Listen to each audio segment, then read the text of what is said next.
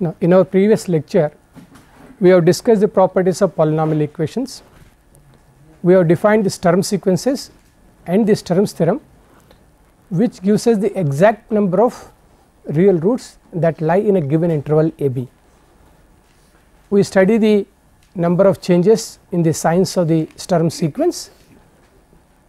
We take the difference between the number of changes in signs at 2 points a and b, then we decide upon the number of real roots that lie within that particular interval. So, what we are considering here is a polynomial equation p n x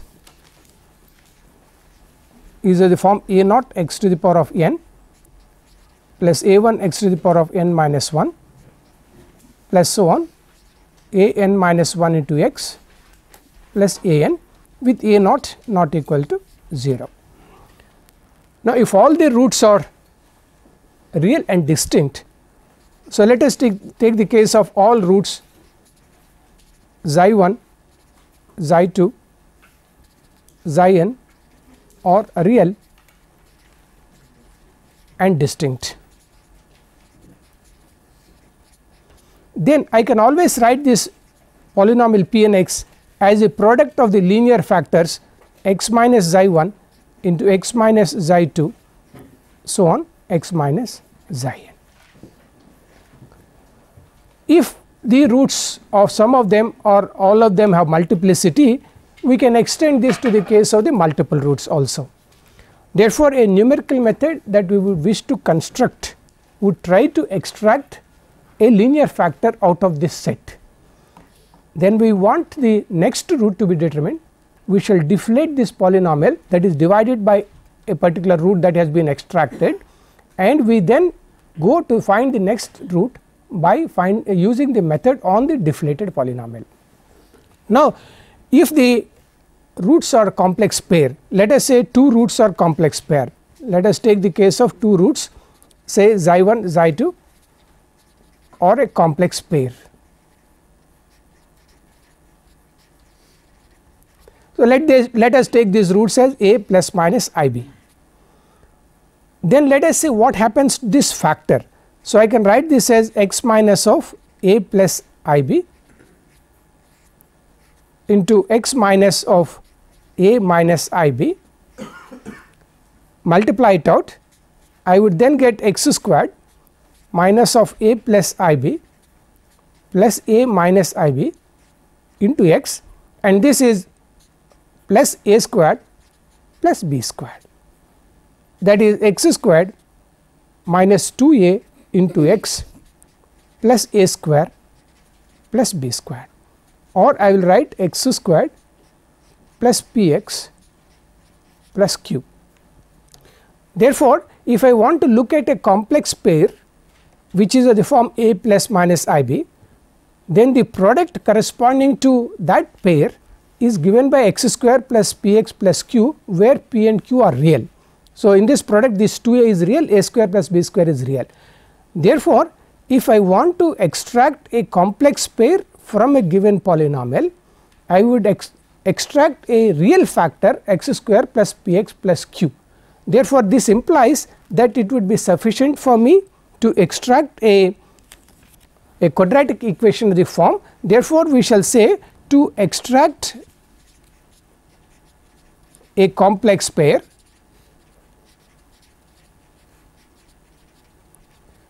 extract a quadratic factor x squared plus p x plus q from p n x is equal to 0. If I want to extract this complex pair, I shall extract a quadratic factor of the form x square plus p x plus q from p n x is equal to 0. Now, it is possible that I can extract a quadratic factor and it can give us a real pair also. It is not necessary, because when I try to extract x square plus p x plus q, I do not know at initially whether I am extracting a complex pair or a real pair. So, it is possible therefore to get a pair of roots also, real roots also from this. Therefore, this can also give a pair of real roots.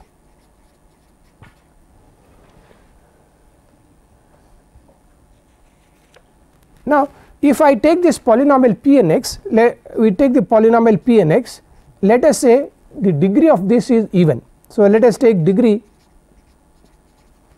is even, that is your n is even.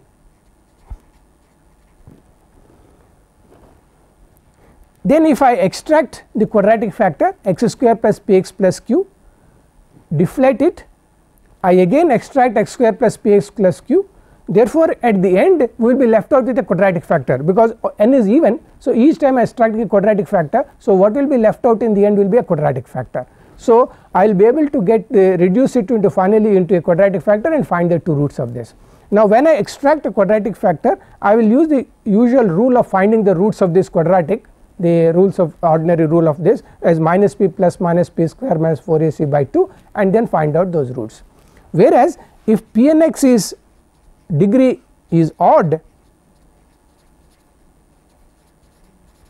if n is odd, then when I extract this quadratic factor x square plus p x plus q, then I deflate it and continue the process, I will be left out in the end a linear polynomial. Therefore, I will be left out with a factor of the form some x minus a will be left out in the end, because it is an odd degree polynomial. We will have a discussion on this little later as to whether we should have a even polynomials considered only or odd polynomials can be considered. We will have a discussion on this later. Now, the first method that we shall discuss is what is known as the Berge-Vitta method, which extracts a linear factor from a given polynomial. So, we shall call this as the method as Berge-Vitta method.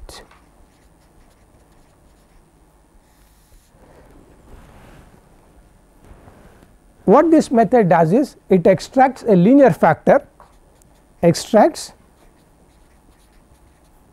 a factor of the form x minus p from p n x is equal to 0. So, in this method we will try to extract a factor of the form x minus p from p n x is equal to 0, and the procedure or the method would automatically give us the deflated polynomial also. Now, the Berge-Vitta method is nothing but the implementation of Newton-Raphson method to polynomial equations using synthetic division.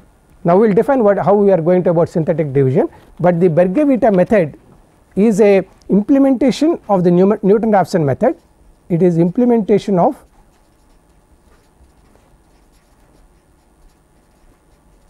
Newton-Raphson method, which we have done earlier for f x is equal to 0. So, it is the implementation of Newton-Raphson method using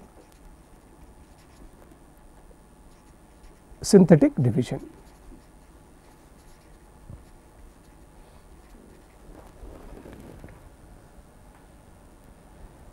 Now, if x minus p is an exact factor has been determined, let us suppose x minus p is exact factor, then p n x is divisible by x minus p exactly. So, p n minus will be simply a polynomial of degree n minus 1 x. So, this will be a polynomial of degree n minus 1. If x minus p is not an exact factor, if I divide by x minus p, what I would get here is a polynomial at degree n minus 1 plus a constant that will be a remainder. So, let us now take the case x minus p is not exact, it is not a exact factor.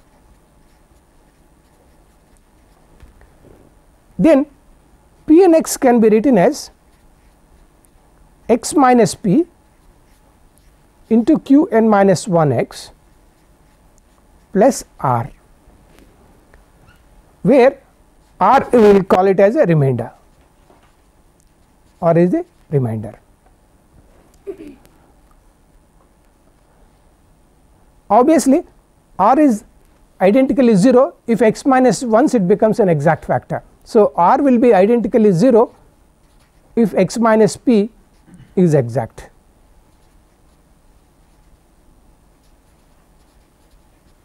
Is exact factor. Now, it is this particular equation that I would like to use in order to implement the Newton-Raphson method by synthetic division. Now, let us open it up and write the entire thing here. First of all, we will see that as the factor x minus p, which is not exact, or the value p changes, in Newton-Raphson method we start with an initial approximation. So, if an initial approximation p is taken and every time change, remainder is going to change. So, as pk approximations tend to exact solution xi, r is going to go to 0. Initially remainder will be large. Now, as p tends to xi, which is let us call it as exact root, r tends to 0, r is the remainder. So, when once this p becomes exact root, r will become 0, r tends to 0. In other words, what we are stating here is that r is a function of p. As p changes, r changes, therefore remainder also changes. Therefore, r is a function of p, and therefore this is a nonlinear function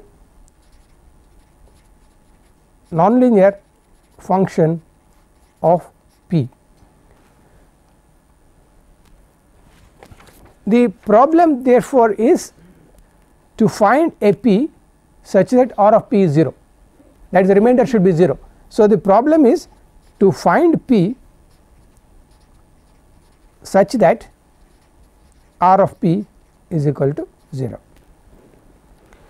Now, before we write down the value of this, that is Newton-Raphson method, let us go to one step behind and let us just look at the particular equation that we have written here, this p n x is equal to x minus p q n minus 1 x plus r. Let us just write this particular equation again. So, I will write this equation as a naught a1 x to the power of n minus 1 plus a2 x to the power of n minus 2 a n minus 1 into x plus a n is x minus p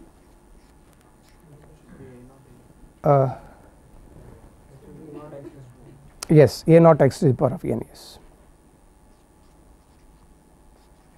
x minus p b naught x to the power of, this is a polynomial q n minus 1 is a polynomial of degree n minus 1, therefore b naught x to the power of n minus 1 plus b 1 x to the power of n minus 2 plus so on b n minus 2 x plus b n minus 1 plus r.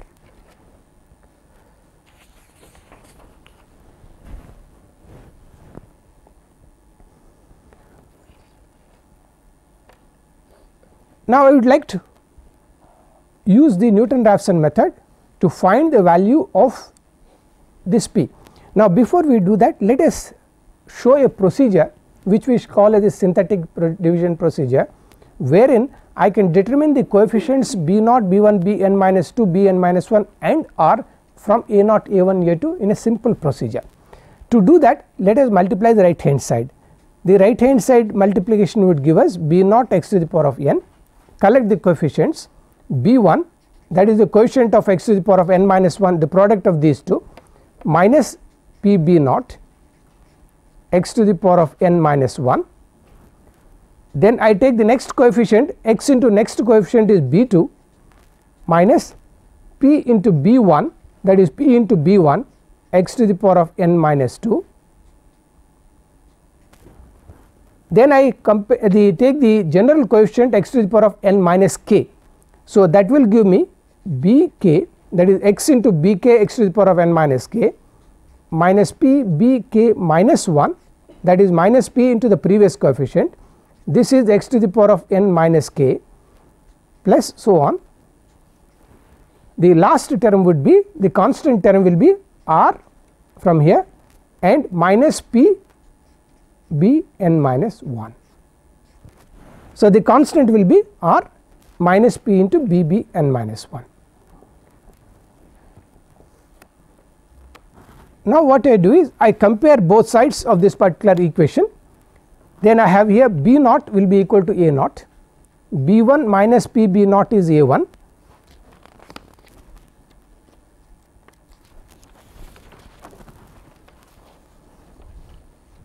so let us compare the both sides.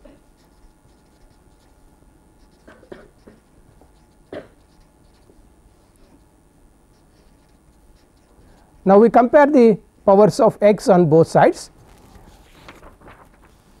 Therefore, what I would get here is, from this I would get b 0 is equal to a 0. So, b 0 is equal to a 0. Then I get b 1 minus p b 0 is equal to a 1, that is b 1 minus p b 0, coefficient of x to the power of n minus 1 is equal to a 1. Therefore, I get b 1 is equal to a 1 plus p b 0. So, I solve from here for b 1, that is a 1 is plus p b 0. Then I go to the next coefficient, that is our b 2 minus p b 1. So, I will get b 2 minus p b 1 is equal to a 2. So, that is my a 2. I solve for b 2 again, b 2 is equal to a 2 plus p into b 1. So, I take it to this side. Now, I compare the general term b k minus, I will compare the general term b k minus p b k minus 1, and that is equal to a k. Therefore, I can solve for b k from here as a k plus p times b k minus 1. Then I go to the last term, the constant term r minus p b n minus 1, r minus p b n minus 1 is equal to the constant coefficient, that is a n.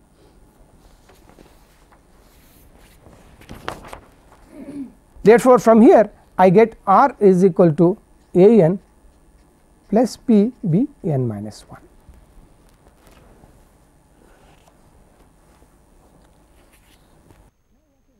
You can see that the entire set of equations can be given by single recurrence relation out of this set, and that recurrence relation is this recurrence relation, and where I define b n as r. So, let us just denote r as b n, let us denote r as b n.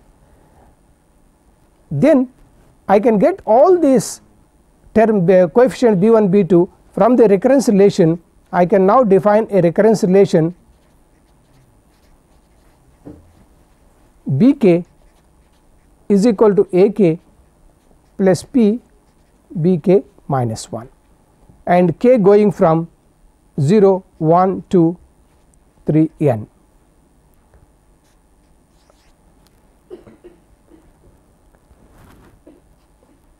Of which the first and last coefficients are to be defined. We have b 0 is equal to a 0, b 0 is equal to a 0 is defined from this top, and b n is equal to r is equal to b n. So, b n is equal to r.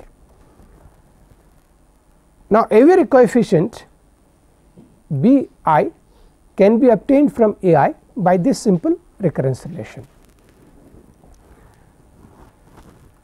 Now, we will just put it in a F format, which I shall call it as synthetic division. I will write it.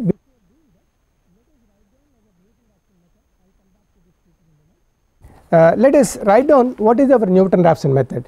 The Newton-Raphson method is, let us write down the Newton-Raphson method for the finding this particular root is p n plus 1 is equal to p n minus p n of p k, let us put p k by p n prime of p k. So, this is our Newton-Raphson method. Now, in this I need the values of the polynomial at p k, the value of the derivative of the polynomial at p k. Now, what I would do from here, I would get the value of the derivatives also using the same recurrence relation, but in a different format. Now, first of all, if you, let us just go back one sheet earlier. If you look at this particular starting point of p n x is equal to x minus p q n minus 1 of x here, at any particular stage, if I put x is equal to that particular approximation p k here, this term goes off and I will get r. Therefore, p n at a p k is equal to r. So, if I substitute it here in this one, or let us write down again here, what we have here is p n of x is x minus at any particular stage, this is the equation n minus 1 x plus r. So, as the approximation initial approximation changes, this is the the first equation looks like. Now, when I substitute x is equal to pk here, what I would get here is Pn of pk is equal to r. This term cancels, I will get r. So, what we are stating here is that the numerator in the Noether-Raphson method Pn of xk would be nothing but r, that is equal to Bn. So, here we have denoted r is equal to Bn, and therefore, Pn of pk is equal to r. Now, we are stating that r is equal to Bn.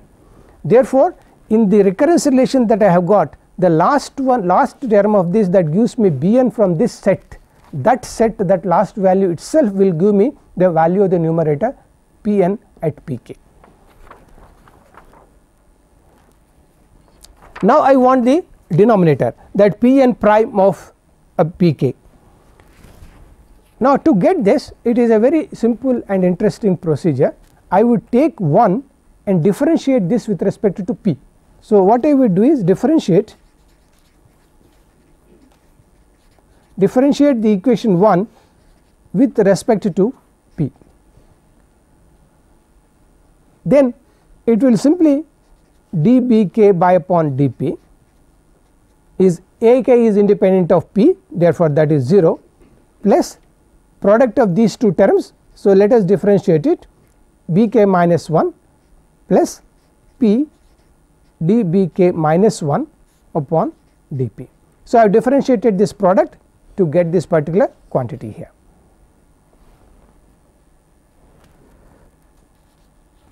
Now, we will use a notation now to simplify this.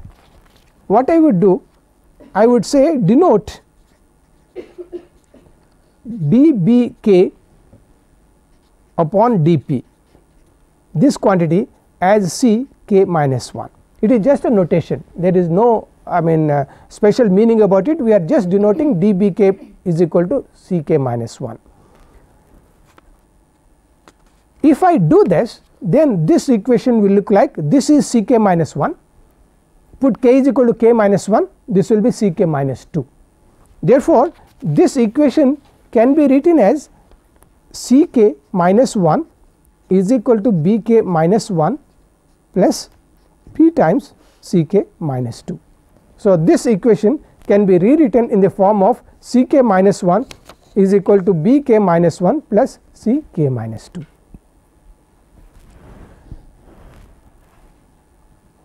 Now, if I put k is equal to k plus 1, I could rewrite this as simply ck is equal to bk plus p ck minus 1, where we have to define the first coefficient. Let us define what is C0. If you look at C0, when you take k is equal to 1 here, that is your C0, that will be db1 by dp. So, this is by definition db1 upon dp.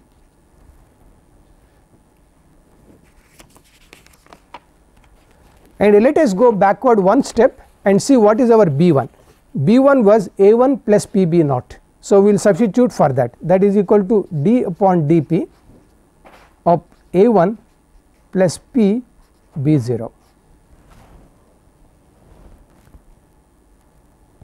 And therefore, this is equal to this, what is this? This will be simply equal to, this is 0 plus b0 plus 0, therefore, this is equal to b0. b0 is equal to a0. So, if you look at that, just b0 is equal to a0, therefore, derivative with respect to p will be 0. Therefore, after this product only b0 will survive and everything else will go. Therefore, c0 is defined as b0, and the previous step b0 is also defined as a0. Now, with this reconciliation, now I can set k is equal to 1 to up to n minus 1.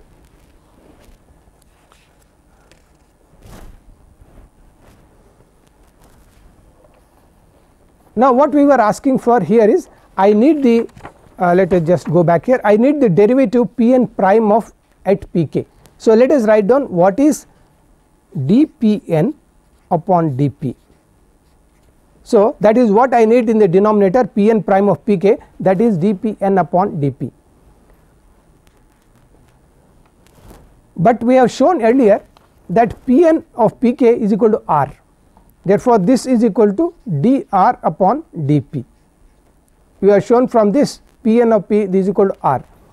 So, this is of course at Pk, we are talking at a approximation Pk.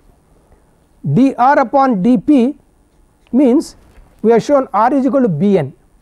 So, this will be dBn upon dP. And let us go to the definition of the C. So, if I set here n, k is equal to n, this is Cn minus 1. Therefore, this is equal to Cn minus 1, this will be equal to Cn minus 1. Now, what we are therefore stating is, in this recurrence relation, the last coefficient here we are going only up to n minus 1, the last coefficient Ck, when k is n minus 1, Cn minus 1 will give me the derivative of Pn. Therefore, the numerator is given by the last coefficient in this, last coefficient in the previous set recurrence relation, and the last coefficient in this recurrence relation gives me the derivative.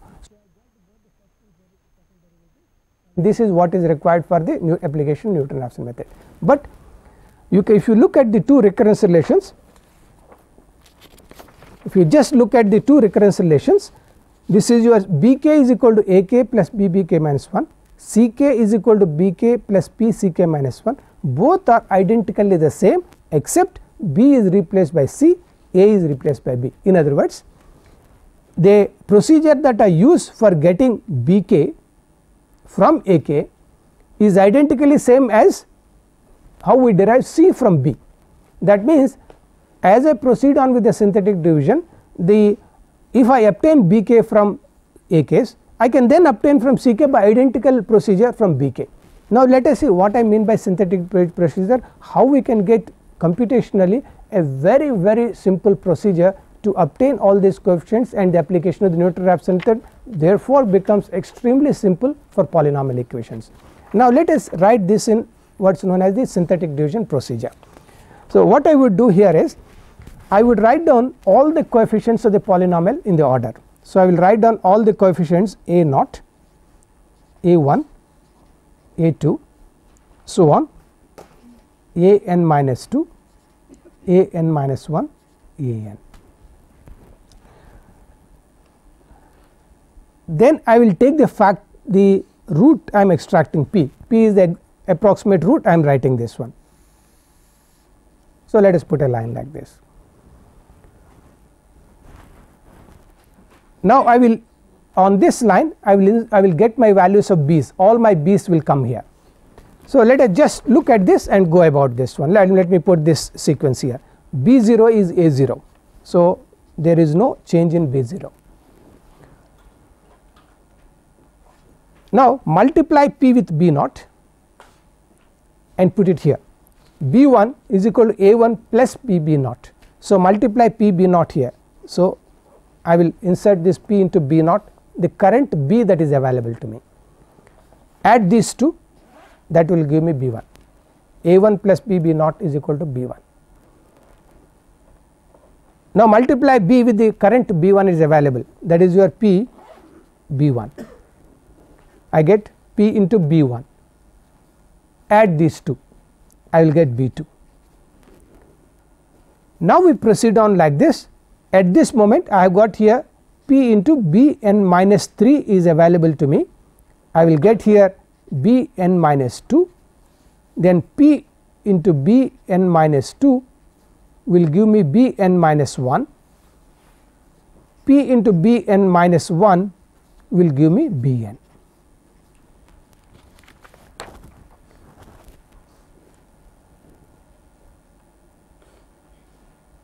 Now, we have just now proved that Bn is equal to Pn Pk, that is equal to R. That means, the last coefficient that I have got here is R. This last coefficient in this one is given R. Now you can see when you are doing it on a calculator these computations for this, you have started with a B naught multiplied by P naught A1, what is currently available on your screen is P1, multiply by P, add A2, what is currently available to you on the screen is B2. So all these coefficients will be so trivially done on the calculator without doing any, I mean the way in which that you normally delete the number, write it again. We are not doing it. When once start the procedure, whatever is available in the screen is currently available data for you to manipulate on. So PB1, add it, A2, you have got a B2, multiply by B2, add this number, I get B3. So you get just compute and then finally land into Bn, and this turns out to be the value of the numerator or Pn at Pk. Now we said that the next division, synthetic division, will give me Ck, but Ck will be obtained exactly in the same way as we obtained from Bk. So just as we obtained in the Bk from Ak, I can now obtain Ck from Bk. That means I should continue this procedure one more step down. So I can now write down again P, I write down, or rather I need not write P here, I can assume that P is available to me here. Now we are shown C0 is P0, so it will again C0 is P0. There is no change. When once you have defined here your C0 is equal to B0, then C1 will be B1 plus PC naught. Therefore the same procedure that will be obtained over here. Oh sorry, I should start with C naught, let us take C naught, C naught. So this will be my C1. I multiply this P with C1, so I am multiplying P with C1, so I add, I will get C2. I do go on doing it, this will be Pcn minus 3 will give me Cn minus 2, and I multiply this by Pcn minus 2, I will get here Cn minus 1.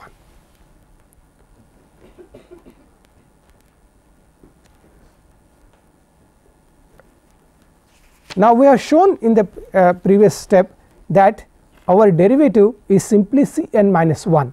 Therefore this last coefficient is your dr upon dp. So this last coefficient is our dr upon dp. Now you can see that these coefficients are obtained from this just as we have done the previous step, and we are not. This procedure is called the synthetic division. So this is called the synthetic division.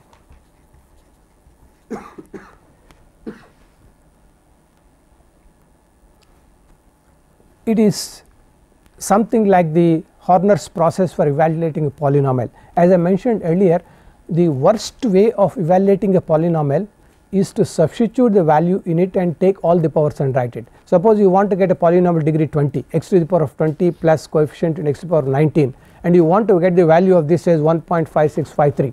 Now if you substitute it here, take the 20th degree of this, substitute there 19th degree and this, that is the worst way of evaluating a polynomial, because the maximum possible round off error would be there in such an evaluation. The best way of evaluating a polynomial is the nested looping of the Horner's procedure.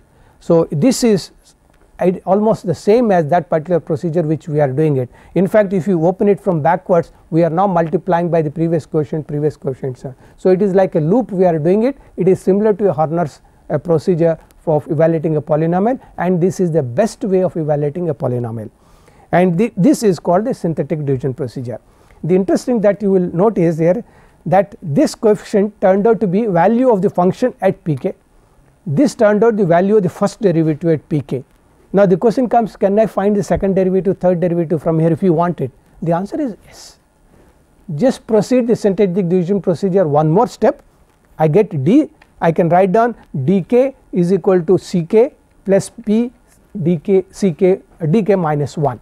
So I can write down a new relation like dk is equal to ck plus p dk minus 1. I would stop at one more less, here it is n, I stopped at n minus 1, I will stop at n minus 2, then this your dn minus 2 would be interestingly 1 upon factorial 2 of d square r upon dp square. This will be 1 upon factorial 2 of d square upon dp square. Therefore I can find any derivative of the given polynomial by continuing this synthetic procedure until the, except that we will have here factorials here. Now when once these two values are obtained, I will now substitute in the Newton-Raphson method that we have. So, let us write it again. So, with these values that is available for us, I will now do p k plus 1 is equal to p k minus b n by c n minus 1.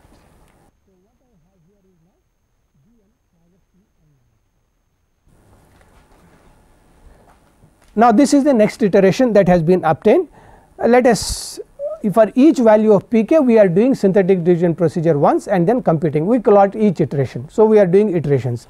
Now, let us assume that the root has been found. Let us say that some p n is approximately xi. So, to the degree accuracy, to the accuracy which you have to the accuracy. So, that means you wanted 6 decimal place of accuracy. So, you have computed the number of iterations using the that many iterations to get the root approximating the exact root. Then I want the deflated polynomial, so that I can go to the next step. Now, if you look at the first step of the procedure that we have written here, I will just go back to this.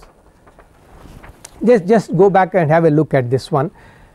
If I have obtained the root to the required accuracy, then r is approximately 0.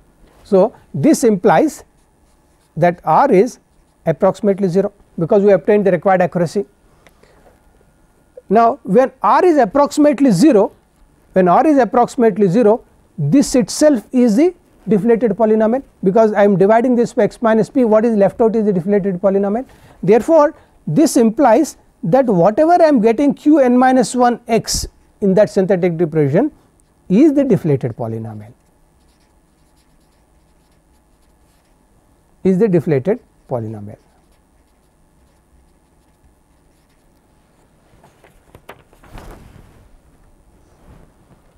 Now, what we would therefore say is, when once you have got your required solution to the accuracy, do the synthetic division procedure only the first step of it.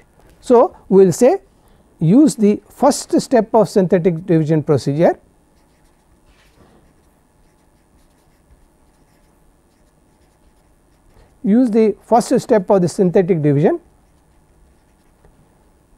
after finding p n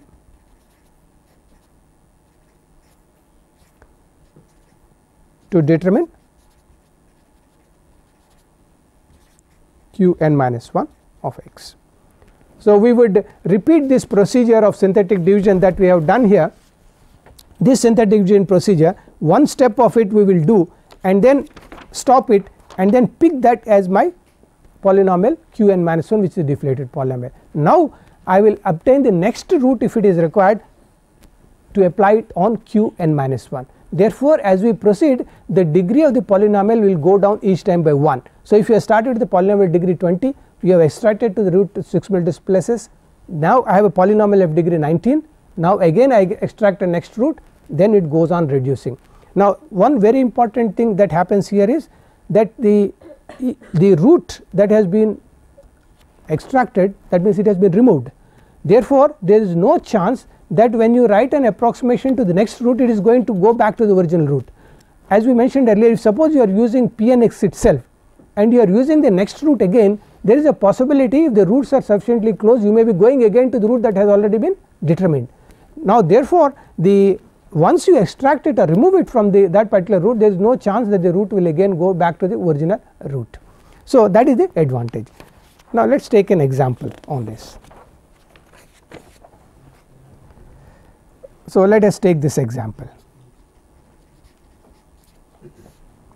Let us find the smallest positive root.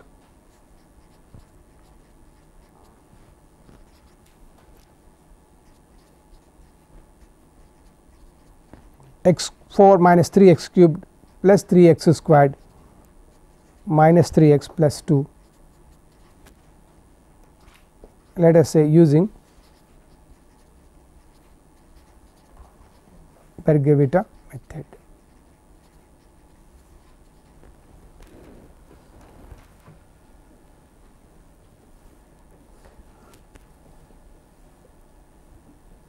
Okay, let us take the fix up the smallest positive root is required. So I would consider what is my f of 0, that is equal to 2, f of 1 is 1 minus 3 plus 3 minus 3 plus 2.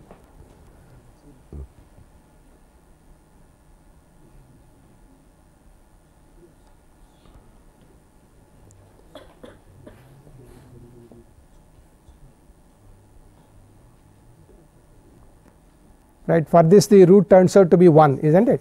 So this is equal to that comes out to be 0. So the root as 0. Let us take an approximate value and then let us take the root as p0 is equal to some 0.5 and then try to extract the root from this one. Let me take the next this one. So let us write down the coefficients. The coefficients are 1, minus 3, 3, minus 3, 2.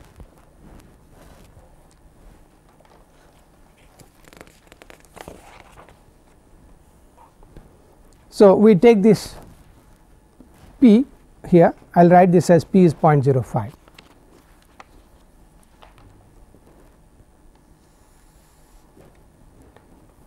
This is your b naught, that is 1, multiply these two, I will get here 0.5, sum them up, minus 2.5, 0.5 into 1.25 minus 0.25, that is minus 1.25, sum them up, I will get 1.75,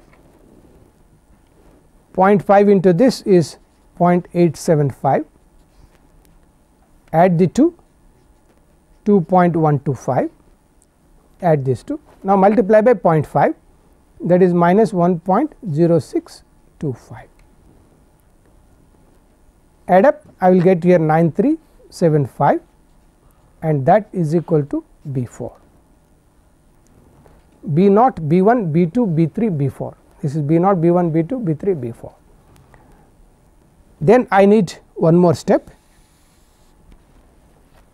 1, that is C naught is equal to B naught, 1 into 0.5, that is minus 2, that is equal to 1, 0.5 into minus 2, that is minus 1, that is equal to 0.75, you multiply by 0.5, I will get has 3.75 minus 1.750,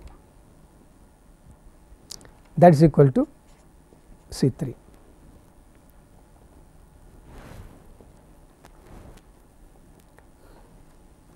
Now first iteration is complete, I will now find out what is my P1. P1 is equal to P naught minus B4 by C3. So we can substitute the value 0.5 minus 0.9375 by minus 1.750. I will give you the value of this, this value is 0.0356.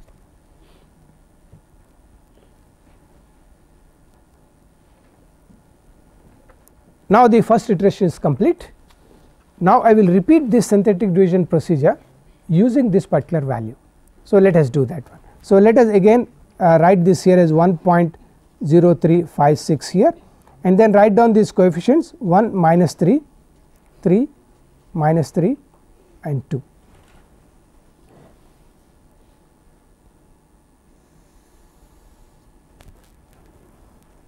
I have 1 here, multiply 1.0356.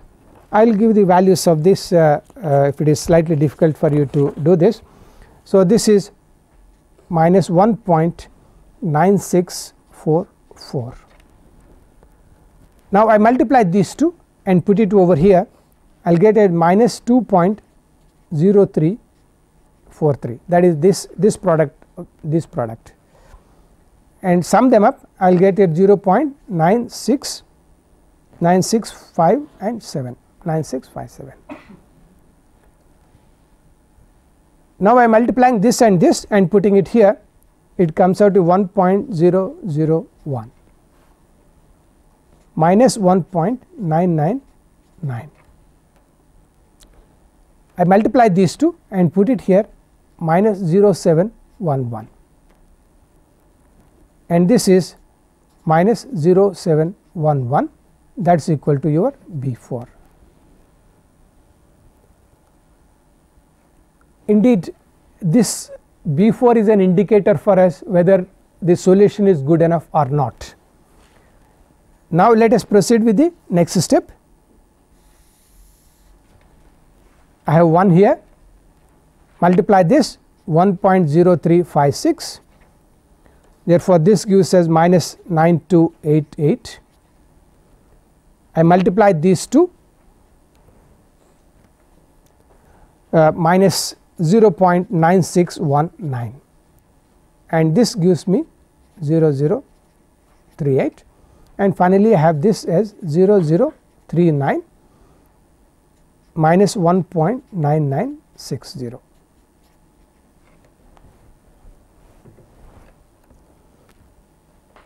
Now, the values B4 C3 is available.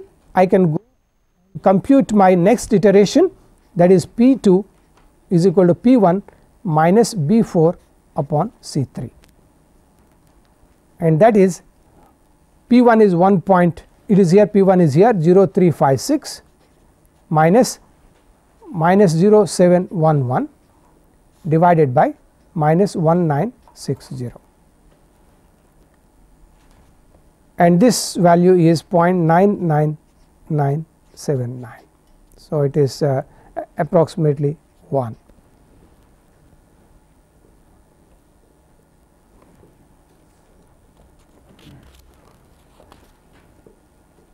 Now, we have extracted this root, this is the approximation to the required accuracy, we have extracted the root. Now, I want the deflated polynomial.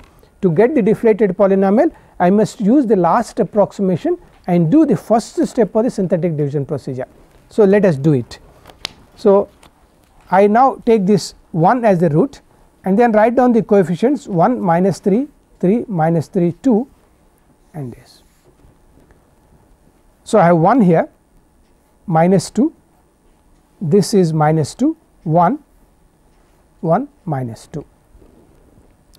Now, I want to compute this because I do not need it. Here it turns out to be that is 0 because that is turned out to be an exact solution. So, if you just try to write down what this is 0, this is your B4 because that happened because it turned out to be the exact solution problem.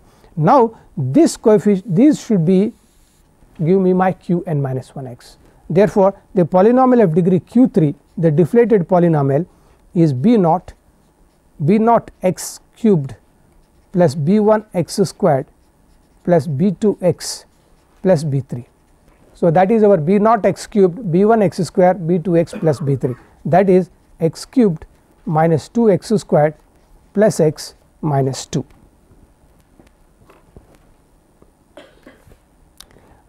Therefore, we have now obtained the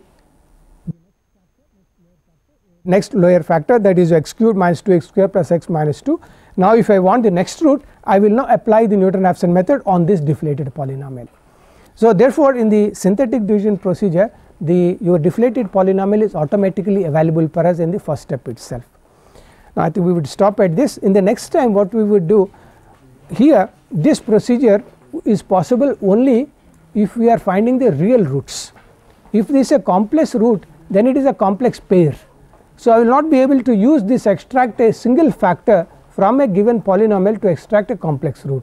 Now, if I want the complex root, the only way is that I have to extract a pair. If I extract a pair as x square plus px plus q, then I can extract the complex pair as well as a real pair of equations also. Okay, we will stop at this.